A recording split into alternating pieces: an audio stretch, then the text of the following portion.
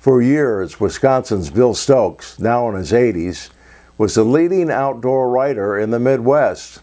Here's a story he wrote for the Chicago Tribune. To us, country kids headed for the little white schoolhouse, the snowfall was like a spiritual frosting on top of our boundless energy and innocence. The snow commanded us like an itch, and we cavorted in it with the kind of abandon known only to children.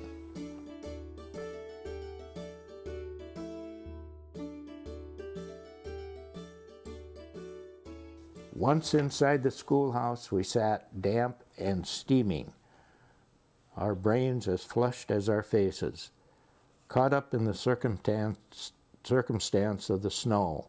We were as dumb as eggs. God himself could not have taught us much.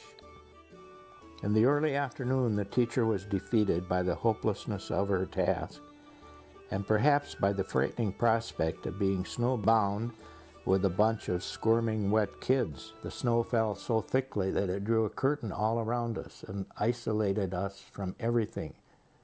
We could not see even the nearest farm buildings. Then, as we watched, out of the thick gathering gloom and swirling snow, our fathers began to emerge, some driving tractors, and some, like my father, guiding a team of horses. It was a wonderful ride over the hills, the horses' heel chains jingling, and the sled bobbing up and down as if it were running over frozen waves. Then, at the end of it, there was the warmth and comfort of home. But time flies, like the fragile snowflakes. It swirls briefly, and then is gone.